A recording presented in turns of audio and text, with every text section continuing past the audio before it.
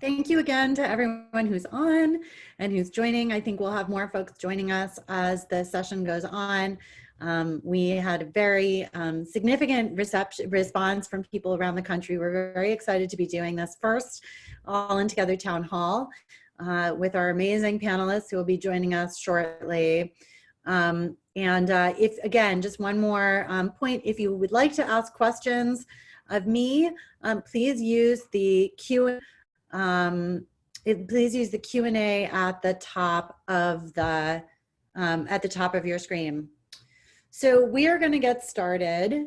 I want to welcome everyone to Advocating for Women in the Time of Coronavirus and the Time of COVID. I'm Lauren Leader. I am the co-founder and CEO of All In Together. We were founded 5 years ago with a mission to bring nonpartisan civic education to women across America.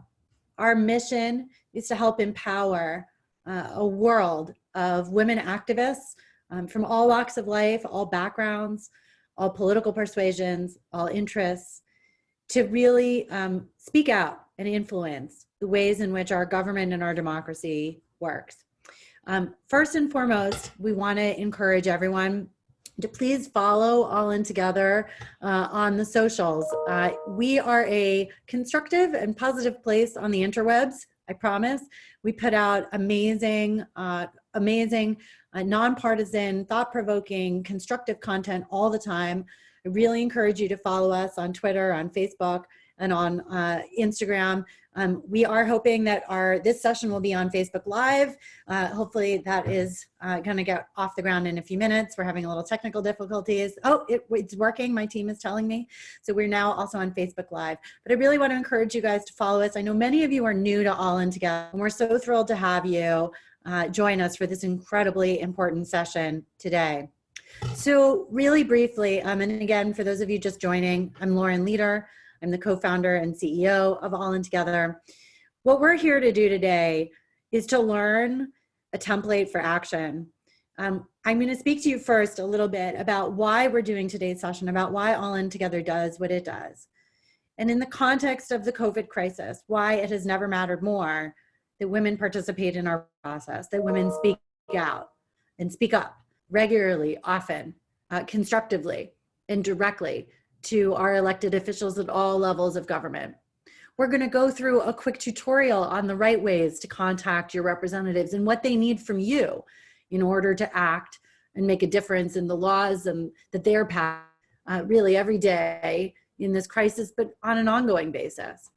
We're going to also talk a little bit about some of the specifics state by state and how you can get more information about what's happening in your community. And then we're so thrilled to have this amazing panel of elected leaders from all across the country. My own state senator, Shelley Mayer from New York, a wonderful former state senator from the state of Texas, and then Representative Stephanie Murphy, who's currently serving in Congress, was deeply involved in the $1 trillion bailout bill that was just passed and will continue to be advocating for women throughout her time in Congress. So, and there will be Q&A at the end. For those of you who are just joining, there is a Q&A box at the top of your screen. I would encourage you to use it. We will try to take questions as we go, but there will also be a structured Q&A at the end. And if for those of you who want to, we are also live on the All In Together Facebook page if you would like to see it. This will be rebroadcast and the slides will also be shared. So with that, I'm going to dive in and tell you just a little bit more about All In Together and our mission. We are committed to encouraging, equipping, educating, and empowering voting age American women with the nonpartisan civic education they need to realize their full potential as leaders shaping our nation. You know, we have a civics crisis in the United States. The vast majority of Americans don't really know how government works. Most Americans couldn't pass the citizenship test, which has some core civics questions. And what we know is that for women, that lack of civics education, you know, most of us maybe had a class in the 5th or 6th grade and haven't had much since. That lack of civics education disproportionately keeps women on the sidelines. Women say in poll after poll that what they need and want in order to engage more in our political process is they need more information. And that's what we're here to do. We deliver our programs in 3 core ways. One, through in-person programs and workshops, which we have been delivering all over the country and hope we will be delivering again soon once we are all able to travel and be together. We have an amazing program, which I'll speak again about at the end of the workshop today, our Fellows program and our Emerging Leaders program. We have 90 emerging leaders from across the country. These are women who've committed to becoming even more active community leaders, to going deeper in their civic education, and to helping to mobilize others in their community around issues that matter to them. And then now we have been doing webinars. We are now doing our first virtual town hall. So thank you all so much for being here for this first experience with us. And we're thrilled to have you. So let me tell you a little bit about why we do what we do and why we need women everywhere to do even more when it comes to political participation. You know, around the world, when we look at the measures of gender equity in any society, whether that's through the measures of the World Economic Forum or the United Nations or any number of the organizations that look at gender equity around the world, there are really 3 core measures that it boils down to: the personal, the professional, and the political. What do I mean by that? We need to make sure that women have personal freedom, individual liberty, safety, and security. Women need to be able to live free from violence, able to fulfill their full potential as people, to become educated, to have access to the same kinds of opportunities as men, to have a full and equal place as a human in any society. And of course, there's the professional. Women need to be able to earn a living. They need to have the access to all of the same professional and work opportunities that men do. They need to have the same access to leadership, equal promotional opportunities, equal pay, etc. But the third leg of the stool, which I would argue in some ways is the most important because it has the greatest ability to influence the outcomes for the other 2, is the political. Women need to have political equality in any society in order to achieve full equality overall. In other words, without political power, women are very limited in our ability to make the kinds of societal changes that we need in order to fulfill our personal potential and to fill our professional potential. But in the United States over the last number of years, I think a lot of women have really lost this thread. We have fallen off. We have not been as politically engaged as we could be. And you know, the women's marches notwithstanding, obviously, in the last few years, we have seen a huge surge in political participation of women. And in some ways, women have actually been outperforming men in their political participation for a long time. It turns out that women have outvoted men in every election since 1980. We are a larger portion of the population. We are a larger portion of those registered to vote, and we are more likely to turn out at the polls. And for the extra bonus question, which I often ask when I have people in the room, who are the Americans most likely to be registered to vote and most likely to turn out at the polls? Well, that is Black women.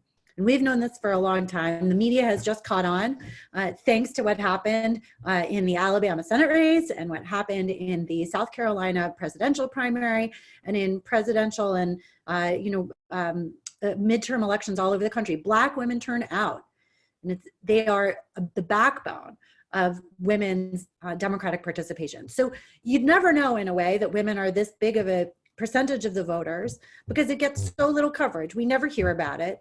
And even though we hear a lot about, appealing to women voters, it's still an underreported story. And here is one of the reasons. Well, it turns out that despite all the gains, all the ways in which women have been succeeding in American society and climbing the ranks in every sort of field and discipline, when it comes to political empowerment, the World Economic Forum this year rated the United States close to the bottom. When we started in 2014, the United States was 54th in the world. Not great, but look at where we are today. The measures of this are across a bunch of factors. Some of it is because we still have remarkably low numbers of women in Congress, but it's also because we have very low numbers of women in the parliament. We have our parliament, which is of course Congress, and then of course in the cabinet, in the presidential cabinet. But across virtually every measure, it's sort of unbelievable to realize that there are 95 plus other countries around the world that have greater political equity than we do. And these numbers have real consequences. 2018 was obviously the year of the woman. We've heard so much about that. We know that women won in extraordinary numbers. We have the record number of women in Congress, record number of women in the United States Senate, and yet, we still have such low representation overall. We are not even close to parity. In fact, there are only two US states or territories with 50% women in their state legislatures. It's Nevada and Guam. So obviously great gains were made. We are encouraged by the enthusiasm of women everywhere who are stepping up to run for office. And one little factoid, which I always think is very helpful to know, when women run, they do have an equal chance as men in getting elected. In other words, the statistics show is that when women throw their hat in the ring, they're just as likely to win an election as men. The issue is that despite these huge surges that you've heard about of women running, we're still way behind. We have a long way to go. Just a side note, on a personal level, I ran for office last year in my local town in Harrison, New York, in Westchester County. It was an amazing experience. I won. So I am now a part-time elected official, and it's a real gift that I get to do that, and that I get to do this work and also serve my community. It's not a full-time job. I couldn't have run for a full-time office, but I learned a ton. And in this particular moment, I feel very grateful that I'm in the role that I'm in, because I am the sole woman on my town board. All over America, there are elective bodies with no or only one woman on them. This has got to change. So moving a little to talk about from the macro to now the even more macro in a way, and that is the reality of what is happening right now. We are doing this by Zoom because I, like millions of Americans, about 150 million Americans are now in shelter in place. 159 countries around the world are in some sort of lockdown. I was told the number that I got the other day is something like 100 billion children are not in school right now. The numbers are staggering.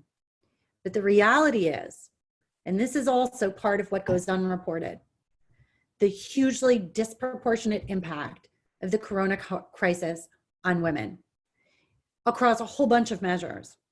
First of all, as you all, I think, know, because this has been well reported, a majority of the healthcare workers across the United States are female. Obviously, women who are bearing the disproportionate burden of now both working and trying to figure out how to manage their kids who are now being homeschooled. The issues are endless. And of course, the number of industries that are disproportionately impacted by this huge surge in unemployment are overwhelmingly dominated by women. The service industry, 70% of minimum wage workers are women. These are folks that are working, it's not 68%, are low wage or minimum wage workers. Across caregiving, the industry, it's dominated by women. Services like stores and restaurants. I think we're all conscious of this in new ways. And the fact is that economically and socially and in terms of health, women will be hugely disproportionately impacted by this crisis. They already are. One other piece of this, which is very distressing, and I know many of you have been following this issue, All In Together works very closely with hundreds of domestic violence and women's advocacy organizations around the country. We have a program that's specifically targeted at training survivors on political leadership. There is unquestionably the potential for a huge surge in domestic violence during this time. 9 out of 10 domestic violence cases occur in the home. We've seen in cities and communities across the country a massive surge in emergency calls, a surge in calls to the hotlines, and a real difficulty serving women who are facing increased risk of abuse given the shelter-in-place rules. And I would add to this, of course, that there are children who are deeply at risk all over the country as home supervision is suspended. Everyone everywhere is struggling with how to reach people who are at an increased risk. And obviously the vast majority of domestic violence victims in this country are women. 1 in 3 American women, 1 in 3 face domestic violence. So when you put it in that context, it has never mattered more that we step up and speak up on behalf of women. on behalf of ourselves and the issues that we ourselves are facing, and on behalf of women in our community who do have a voice, who struggle to be heard. You know, it has been very heartening to see that both at the state and the federal level, that Congress, that our state and local officials have been stepping up to an extraordinary degree to pass truly historic legislation to try to meet the needs that are growing every day of Americans who are struggling in the middle of this crisis. During the crisis, what we're seeing both at the state and the federal level are a range of new policies on everything, covering everything from financial relief. Obviously, we've heard a lot about the direct payments to families, about the postponement, for instance, of our federal, and in the case of New York State tax deadline till July, support for small businesses, additional in New York. We've just expanded the window for open enrollment for health, for registering with the healthcare exchanges. Both at the state and the federal level, there is a significant focus on trying to deliver resources and supports for Americans that are struggling. And when we say Americans, the vast majority are going to be women. It has never mattered more for women of all walks of life, of all economic and social circumstances, of all backgrounds and experiences, to be speaking to your elected officials at every level in order for them to write the policies and the bills that address the real needs of their constituents. They need to hear from you. You know, we have an amazing, I think there's a lot of cynicism about policy. The fact is that the vast majority of them are really there to help, and and their job is to serve their constituents. The ways in which you reach out and let those electeds know, and we're going to be hearing from some of them soon, what they need to focus on, what the issues are in your community, has never mattered more. So I want to just take a second, and I want to be conscious of time because I want to make sure we get to our panel on time, but I want to take a second to just walk you through a little bit about how to think about. Hi, oh good, Flora, one of our speakers has joined us, sorry for that. To just walk you through a little bit about how to understand what gets addressed at what level of government. We obviously have, I think, a better sense generally of what happens in the federal government. But local government has never mattered more. In my town, there's all kinds of important information that my community needs that we've been working with them on.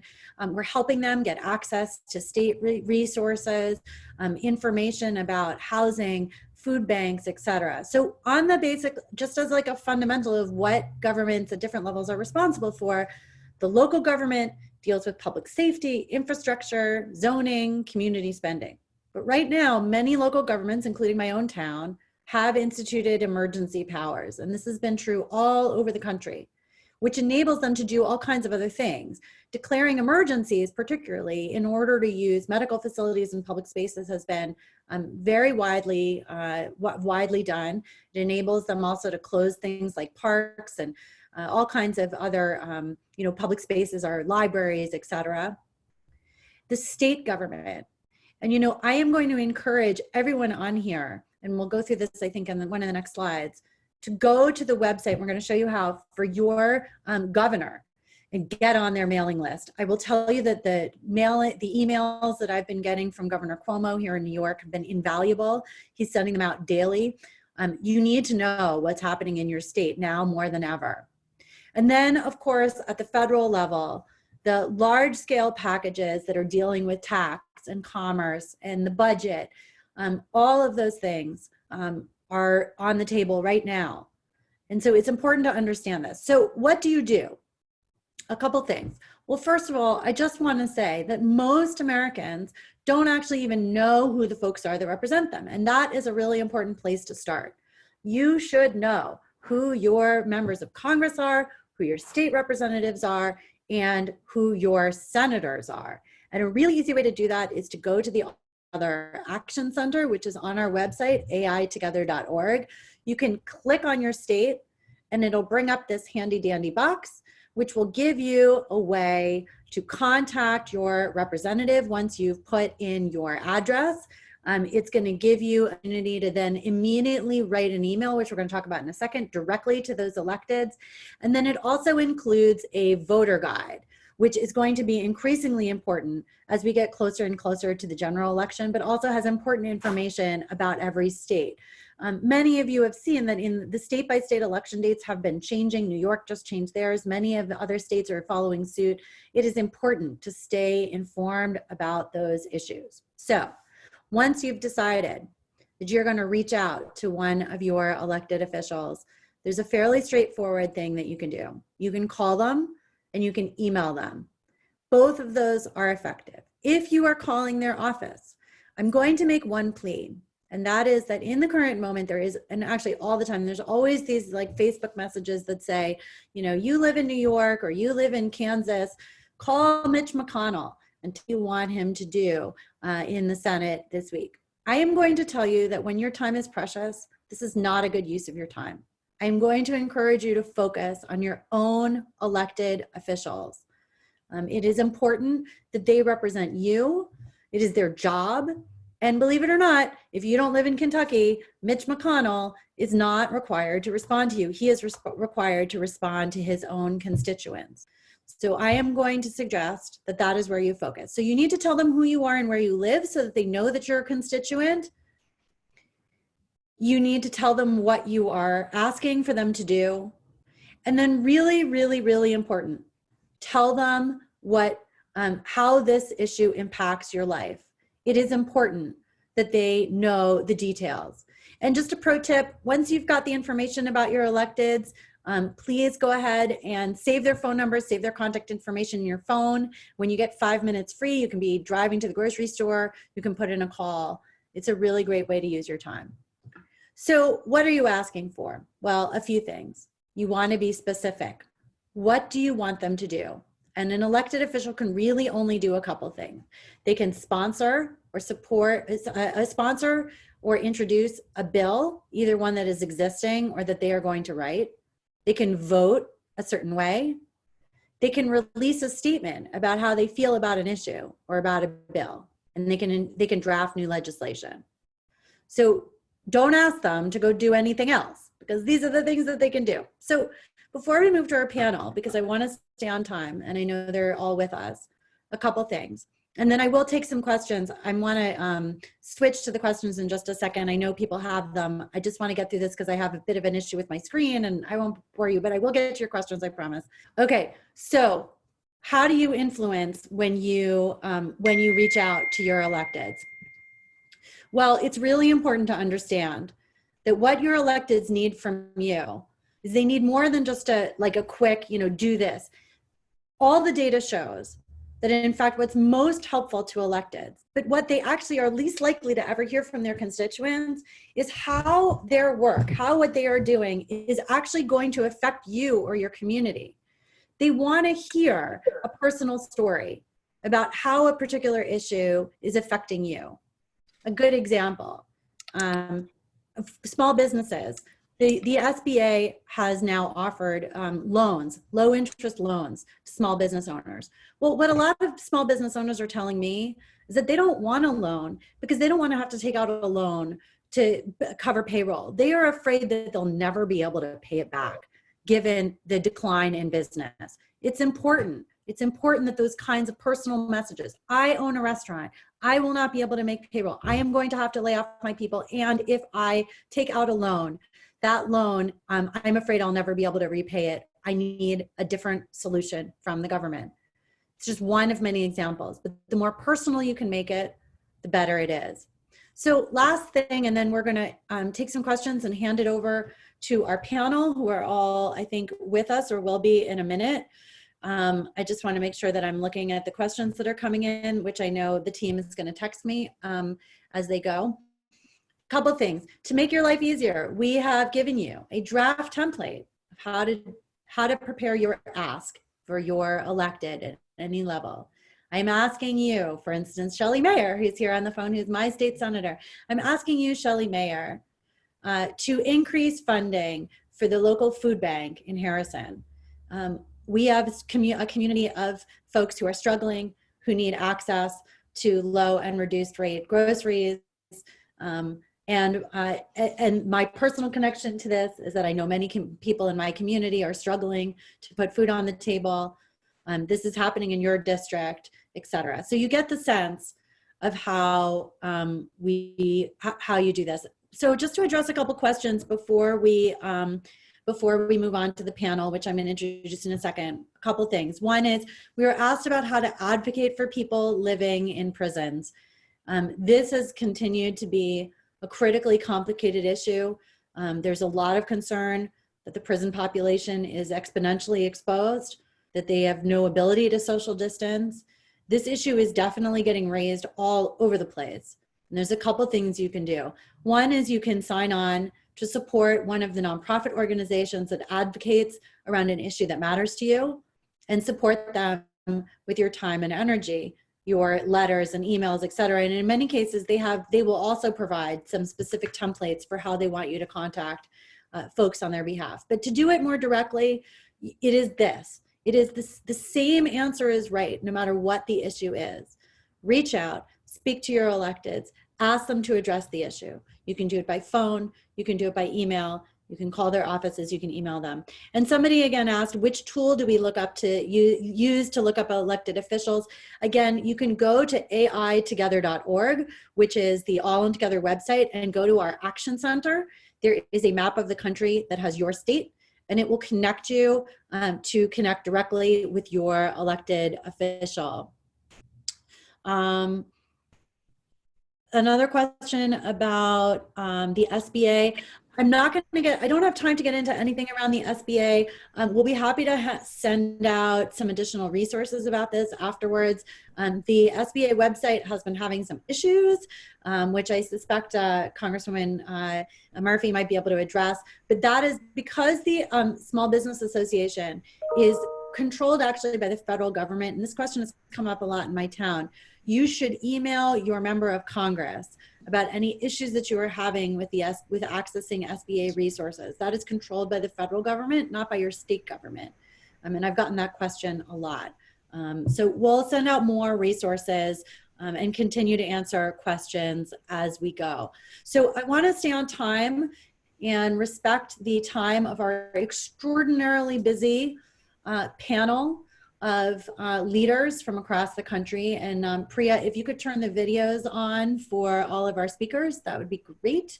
We'll continue to monitor the questions and make sure to ask them. We're gonna just give this a second so that we can get everybody back on. Great, hi Erin, Florence, Representative and Mayor, if you guys could come back on, that would be fantastic. So I just want to take a second to introduce our amazing panel. First of all, we're so thrilled to have partnered with the 19th News. And if you are not following the 19th News, it is essential that you do immediately on the socials. You can go to their website and you can follow E. Marvelous, who has maybe the best Twitter handle ever. I want to get Marvelous into my Twitter handle, although I'm a leader, so I got that. That's not so bad. Right, that's not so bad. Thanks, Dad. So Erin Haynes, veteran journalist, incredible advocate for women. The 19th News is a new nonprofit news platform, which is launching this summer, that is focused on gender and gender issues. It is in partnership with the Washington Post. It is very exciting. We are very excited about it, and I encourage you all to follow it. And we are excited, All In Together is excited to be partnering with the 19th for this, and hopefully many more events to follow.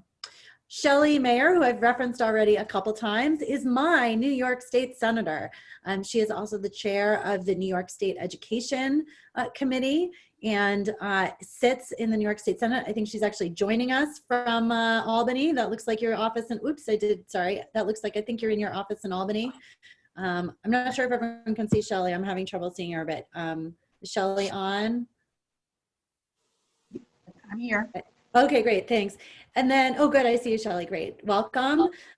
Shelley, I am a prime example of a constituent that, both constituent and elected, that pesters the heck out of her state senator. Shelley hears from me all the time. But she's so responsive and amazing. And it's really a wonderful example of the closeness and the intimacy of state government. Representative Congresswoman Stephanie Murphy from Florida's 7th District. Steph, are you here? Yep, right here. Oh, good. I see you now. Welcome, Stephanie. I believe not from your congressional office, but from a secluded location in your home state. And for those of you who don't know Stephanie, Stephanie has been a rising star in the Democratic Party. She is now the chair of the Blue Dogs, which is the sort of moderate wing of the Democratic Party in Congress. Are you the first woman ever chair of the Blue Dogs, Steph? I bet you are. First woman of color, but there was another Stephanie about 10 years ago or so who okay. Blue Dogs. All right. Well, for sure, probably the youngest, but that's another story. And Stephanie represents a district around the Orlando area and ran for Congress 4 years ago for the first time, right?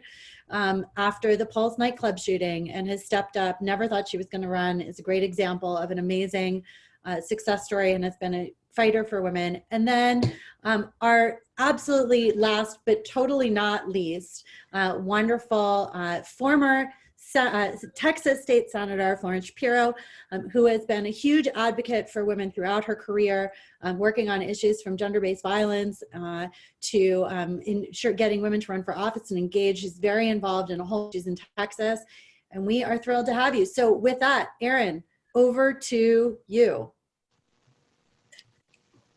Well, listen, thank you so much, Lauren. And, thank you to All In Together for bringing together this really, really important conversation that the 19th is so excited to be a part of, because, a month ago, we were headed into Super Tuesday. Super Tuesday was a month ago tomorrow, if you can believe it. But what a month it has been, as we, like the rest of the country, have shifted from being so focused on the 2020 election to being focused on this global pandemic and how it is affecting women, who, as you mentioned, Lauren, are the majority of the population and the majority of the electorate. And so, with that recognition, the 19th, which, was founded to focus on the intersection of women, politics, and policy, has really shifted to cover how this pandemic is specifically affecting women. And so our mission and visions are aligned. And so this was a total no-brainer when you invited us to participate, and I'm really glad to be here in conversation with everybody today. And thank you to everybody who is joining us around the country to talk about this. As Lauren mentioned, there's a Q&A box at the bottom of your screen if you want to submit questions. But I want to get into a conversation with our panelists here. And I think I'm just going to open it up to the group, starting maybe with you, Senator Mayer. But this is really for everybody. Just if you can talk about some of the more urgent issues, concerns, needs that you've been hearing from your community, from your constituents, from advocates since the onset of this COVID-19 crisis. Well, thank you, Erin. Thank you, Lauren. I'm up here in Albany, which is the state capital of New York. Our budget, unfortunately, is due on April 1st, so we have a day more to resolve a $10 billion shortfall as a result of the coronavirus in the state budget. And as chair of education, I'm very, very concerned. But I also represent a district, which Lauren knows, which was the first real epicenter in New York, the city of New Rochelle. And thousands of my constituents, women, have been laid off from their jobs. So I think the issues that are top of mind to me on behalf of the women in my district are: one, losing a low-wage job, a job with no benefits. Yes, they may be eligible for unemployment or even a gig worker under the new federal bill, but they're stuck at home with their kids. They have no ongoing source of revenue. They're very concerned for their future, and they're worried they can't pay their rent. That's problem one. Two, if they have to go to work, which is a whole lot of women in the healthcare, whether they're home health aides or people sort of on the lower end of the healthcare spectrum, they have tremendous childcare challenges, and we don't have the capacity and the operation to help them. And thirdly, our communities are devastated in terms of the resources that support people, particularly women that are heads of households. So we are incredibly dependent on food banks and other supportive services, whether it's mental health, food, and the range of other services. So for me, it's just a personal hit of enormous proportions to the women and the men, but particularly middle income and below, who don't have any reserves to fall back on. Yeah. Representative Murphy, would you like to add to that?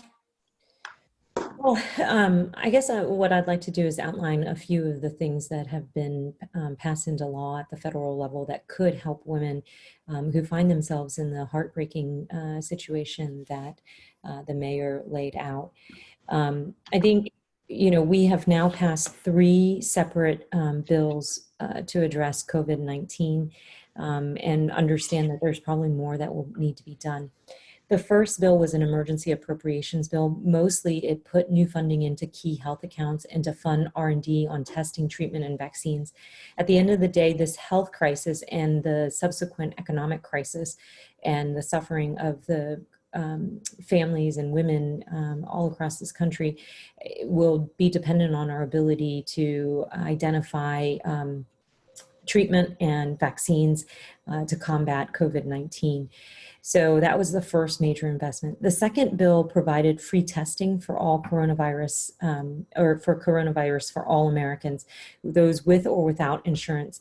And it also increased federal funding for Medicaid programs. And it provided 2 weeks of sick leave for workers who are sick or quarantined or who are caring for a family member who's sick or quarantined. It also provides an additional 10 weeks of family and medical leave for workers who have to stay home and care for children whose school or daycare has closed due to the coronavirus. And I know there are a lot of people all across this country who are not only struggling with figuring out homeschooling, but they're also trying to make ends meet now that they don't have access to their jobs. And so these programs are intentionally meant to address that. I was really involved with the development of the family and medical leave, and I think that there's more that we can do. While I'm proud of what we got passed, there's more that we can do to expand that to others that might need that. And then finally, the most recent legislative action we took was the nation's was the largest. It was the most historic in far as the size. And so I'll give you just a few of the highlights from that 900-page bill that I think might be of interest and relevance to the group on the call. The bill includes what's been described as a Marshall Plan for healthcare workers in our healthcare system. It gives every adult with a Social Security number a check for about $1,200, plus an additional $500 per child. And those amounts will begin to phase out for individuals earning more than $75,000 or $150,000 for married couples filing jointly. Really, it is intended to provide emergency cash flow for these families as they come up on the beginning of a month and rent and utilities and all those bills due. The bill makes a massive investment as well in state unemployment insurance programs so that unemployed workers can get the economic support they need to continue to provide for themselves and their families. Basically, with the additional $600 at the federal level, plus what people get from through the existing state programs, we're trying to get people to about 100% of wage replacement. I know those on the call will probably also be encouraged that the bill provided $45 million for family violence prevention services to prevent and respond to family and domestic violence, including offering shelter and supportive services to those who need it. And in addition, $50 million is going to be provided for Legal Services Corporation to meet civil legal needs for those facing job losses, eviction, domestic violence, consumer scams, all of those types of things resulting from the coronavirus crisis. And then, this big package, this third bill also provides major economic support for small and businesses alike, with a robust element of trying to encourage businesses to retain their workers, because it's important to keep people tethered to their jobs and their salary and their benefits. And so there's significant federal aid in that space. I'm happy to talk more about the bill, but that at the high level is some of the stuff that we have done at the federal level to try to provide the support to women and working families and small businesses across this country as they try to deal with COVID-19. Well, Congresswoman Murphy, that is certainly a very succinct summary of the highlights, particularly as it pertains to women, because that was a very robust bill, and you just really made it a lot more digestible for folks. So thank you for that. I wonder if you can talk, because I know the work remains ongoing, as you said, to help Americans, and I wonder what you feel like remains unaddressed, specifically as it relates to women, that you want to try to address in future legislation. Well, I think going back to that family and medical leave, right now it covers down on people who are staying at home because their children are out of school or out of daycare, but it doesn't cover people who are staying home because they themselves are sick or because they're caring for somebody who's sick.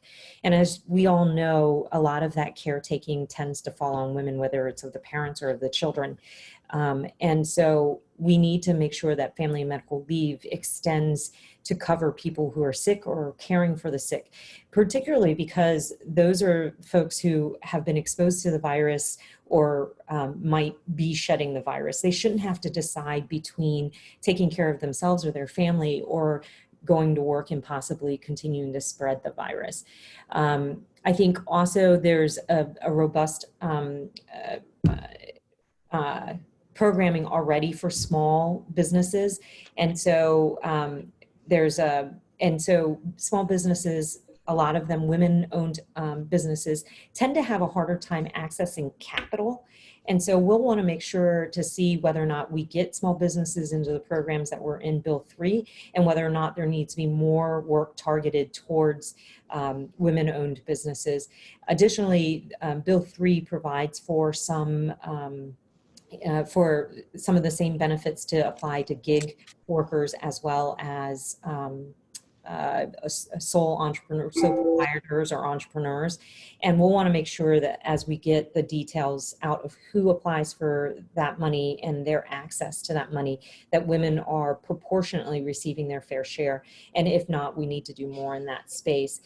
And then I think just sort of from just coming from the perspective of a woman, of somebody who's trying to figure out how to balance work, life, and homeschooling, beyond the legislative things that we can do, I think we all owe it to one another as a community to reach out and be supportive in this time when people are, the family units are self-isolating. Some of these family units are women as head of household, and they're trying to figure out how to make ends meet and make sure that their kids don't miss an entire quarter of education.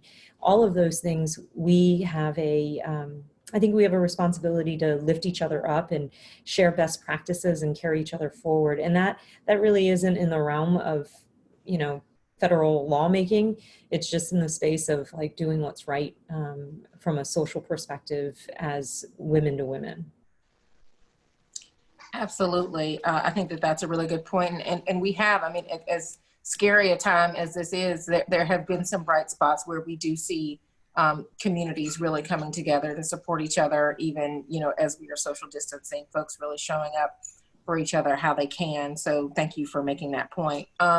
I wanted to come to you, Senator Shapiro, to give us kind of what you're hearing on the ground in Texas. What can you add about what you're hearing from the community there about what the challenges are? Well, I'd like to do it from a little bit different perspective. Obviously, I'm not an elected official right now, but I certainly had the experience at the local level as well as the state level for a long time. And I'm still very engaged in the education space. And we are really seeing some dramatic times for Texas in education. I represent 50 community colleges across the state, and we have a daily conference call with all 50 chancellors to try to figure out from one another what best practices are and how they're doing online, how they're doing dual credit along with their individual school districts. And it's been a challenge, needless to say. We have 1,041 school districts and over 200 charters. So we are sitting in a situation, in my opinion, that's very difficult. The online space is not as robust as it probably should be. We're learning a lot of lessons. In 2020, we ought to have every single home in the state of Texas and probably around the country, certainly having a lot of more robust opportunity for online learning. As a woman, I think what happens often is we are fixers. We see ourselves, you tell me there's a problem, I'll try to find you a solution. That's very frustrating right now because we're all looking at problems and we're trying to find solutions. We don't seem to be able to come up with the solution, and it's really been a difficult time. I think what we've got to do is drill down, as was said earlier by Lauren, and figure out where the problem lies in your own community and try to respond in your own community, whether it is at the city level or the county level or whatever the governor says should be done. In Texas right now, we have a patchwork of issues, mainly because we are a very diverse state. We have intense urban areas, but we have vast rural areas as well. And those areas that are rural are not as hard hit as the urban areas. So what the governor here has decided is not to dictate to everyone what to do, but as the local county judge or the local mayor decides, to bring in the resources that they need. It's a very frustrating place to be, as all of the panelists have said, and I'm sure everyone that's on this call, on this town hall, feels that sense of frustration and feels that desire as a woman to take care of your kids while they're obviously at home, homeschooling, to make sure your parents are okay and healthy and can't get to see them. I guess in my case, I'm part of the sandwich generation. So we've got both ends of the spectrum and we're trying to fix it. And sometimes it's very frustrating. So I'm concerned about our mental health and our well-being. If we're not in a good place, then we're not going to be able to give services to those around us. So that would be my my message. Senator Shapiro, such really good points. And, you know, we know at the 19th, I just wrote about the worry gap that breaks down along gender lines, women, you know, really reporting being, you know, having more anxiety and stress and being more concerned about the pandemic and the effect that it's going to have both on themselves, their ability to earn income and their family members. So I want to encourage everybody to still, if you have a question, to put that question in our Q&A box so that we can get to your questions for our panelists right after this. But I think you raised a good point too, Senator Shapiro, about women as being fixers. And there are a lot of women, you know, who are staying at home right now, who are doing, you know, what they can to look out for their neighbors and loved ones, but are really feeling, they are feeling helpless. They are wondering kind of what they can do, how they can get involved. And so I think my last question to the three of you before we open it up is, what is the one thing that you would encourage a woman who might be listening to this call right now, who wants to get involved? You know, how should they do that so that they can be impactful, with, especially as it pertains to their elected officials? I'll go ahead and start since I was the last one to finish. I think it's absolutely paramount that you do exactly what Lauren said. You write, you email, you call their offices. You have to be very, very specific. You can imagine how many calls are coming in to a state senator's office. In Texas, our state senators represent 1.5 million people. You can imagine what a congresswoman's office must be getting. You have to be very succinct and you have to be very clear about what your issues are. And again, Lauren, you're so right. You have to live in that person's district. I'm not going to pay much attention to Joe Smith, who just sent me a letter from Nebraska about the issue. I want to know that this person is going to be responsive to me because I'm electing them.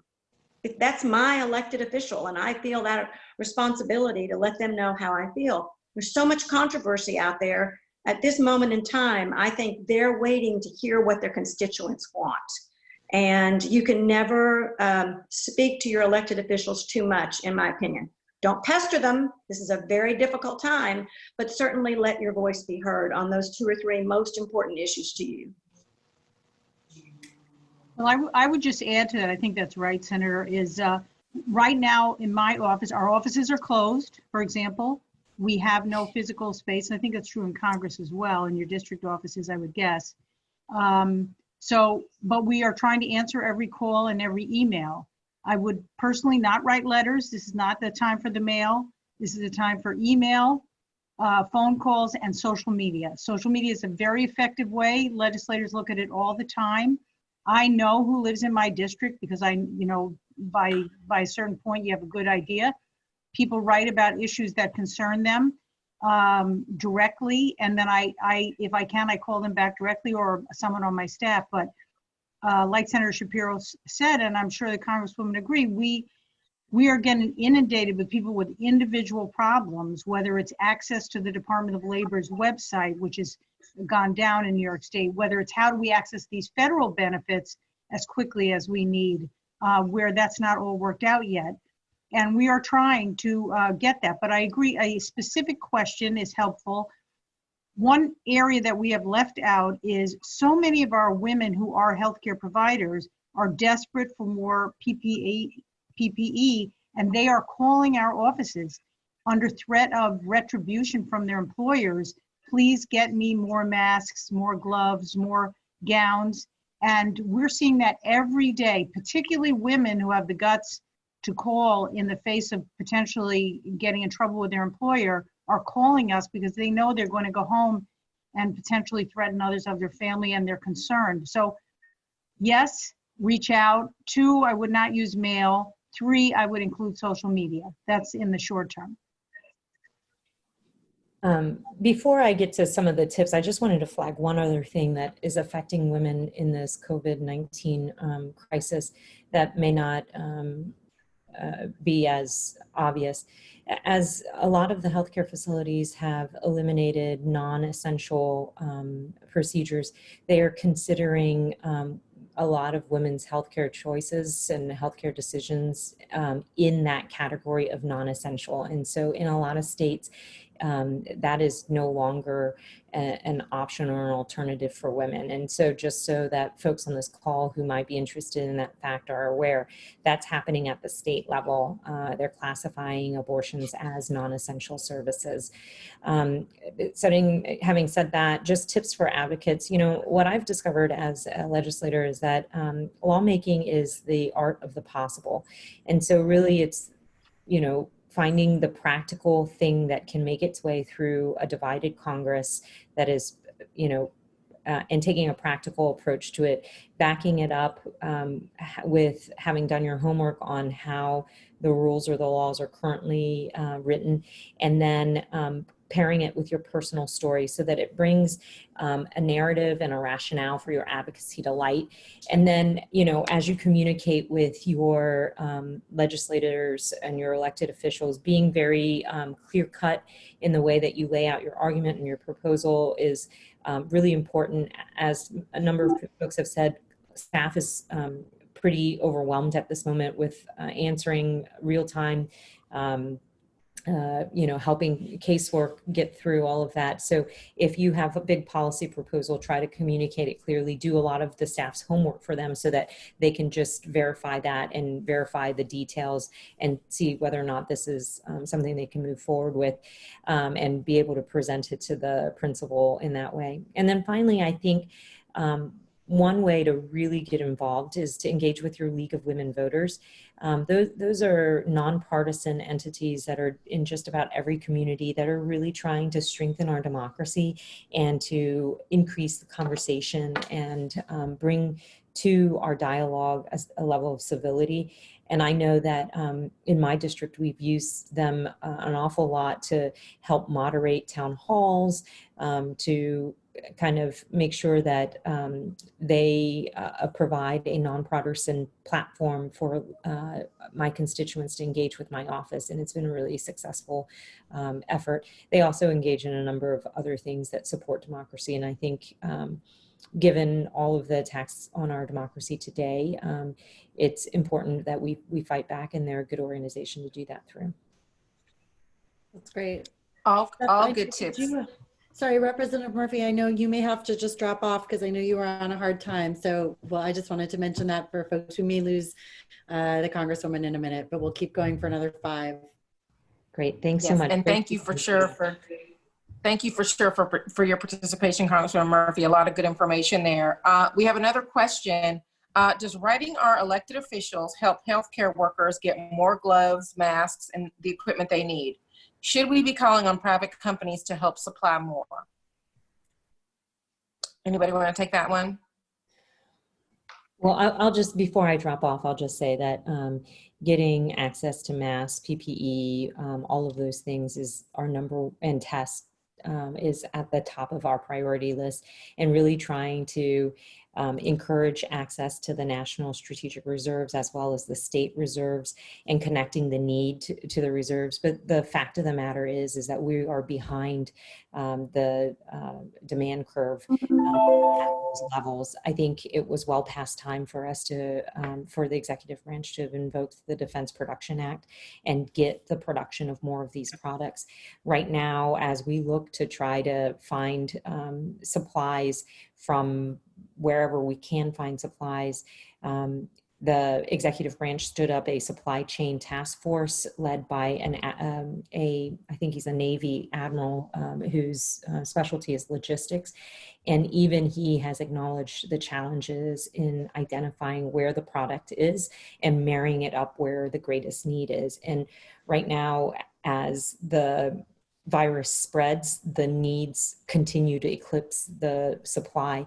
Additionally, the trade relationships that we've had with our overseas partners has complicated this effort to get the necessary medical supplies, whether it's masks or PPE or ventilators. You know, we have a globalized economy, and so a lot of the parts and pieces are provided overseas by countries that are working on their own and struggling with to contain and respond to their own COVID-19 issues. So, you know, this is something that is the top of the list. We're working as hard as we can to try to identify the highest sources of need and advocate on behalf of our communities to the national supplies as well as the state supplies. But it's well past time that we invoke the Defense Production Act and try to create greater domestic supply, because this isn't going anywhere any time soon. And it's a real travesty to be sending our front line in this battle, which is our healthcare workers, into war without the necessary equipment. And, you know, you have my commitment that I'll continue to work on behalf of my community and communities across this country to try to get that supply up to meet the demand. But in the meantime, while we're trying to get the supply built up, in the meantime, what everyone can do is to adhere to the social distancing rules and requirements that the public health officials have put out, because what you do by adhering to that is that you slow the demand. You put a damper on the demand, and that gives us the time that is needed to build out capacity. And so what I would say is, like, you know, continue to advocate that everybody take their role in this crisis and do what they can do in their own way to slow demand while we try to build supply.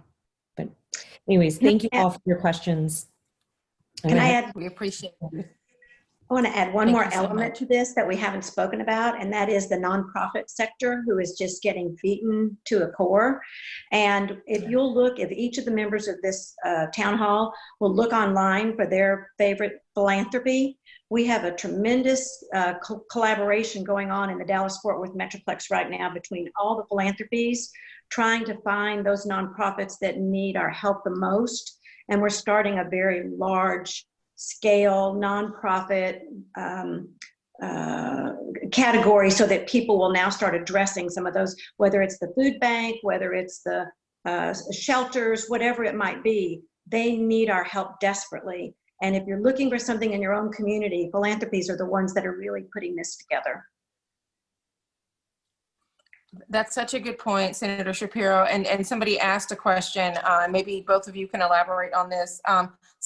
They're asking about ways that they can advocate for women, or what they can do to help that doesn't cost money. I think advocating Do you have along other the lines of suggestions these, for folks? Well, I think advocating for women is a matter of creating an environment where people will address things like domestic violence, which address things like child abuse that are probably still taking place in the home, where when they were their teacher in the classroom, there was a better recognition of those issues. Keep an open mind to those people that you are in touch with to make sure, if you know that there's been issues there before, stay engaged with them and make sure that they know that they're not alone in whatever it is that's happening to them. Well, I would add on to that. One, this is where the value of having women elected officials really comes to the fore. If I was a member of the Assembly for a long time, and I've been staff to people here in the state capitol in New York, childcare was always on the bottom of the pile until we got a majority leader who is my majority leader, Senator Andrea Stewart-Cousins, a woman of color, who put childcare at the top of the pile.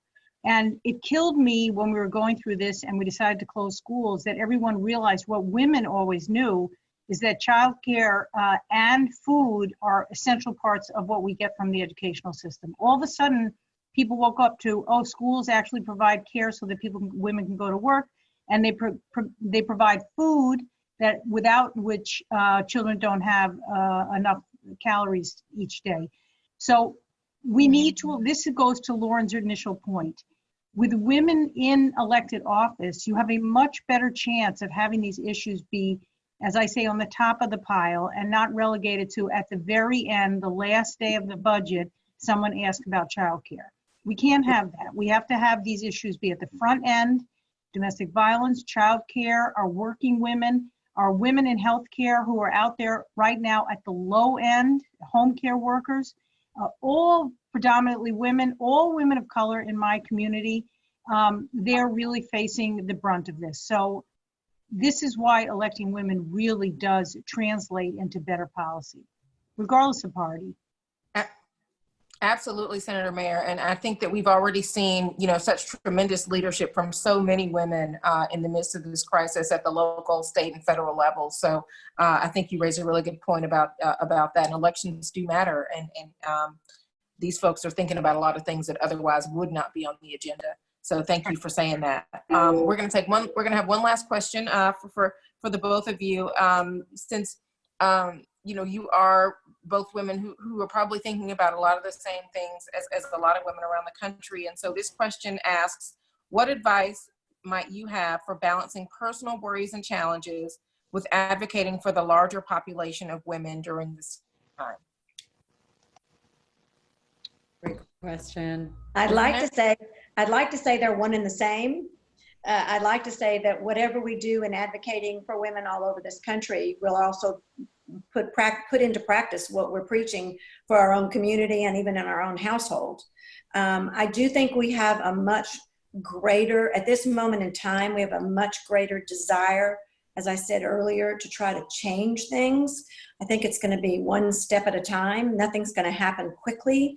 And we have to be the balancing act, whether it's in our home or in our community, to be able to address the issues that come about one issue at a time, but as well as best we can, both in our own homes, as well as in our communities and nationwide. Have to be a full-time job. I mean, Shelley, I know you'll probably say this, but one of the things that I've learned, and that I think a lot of the folks who've gone through All In Together trainings over the years have figured out, with 10 minutes a week, you can make a big difference. I mean, it doesn't require that you quit your job and go be a full-time advocate.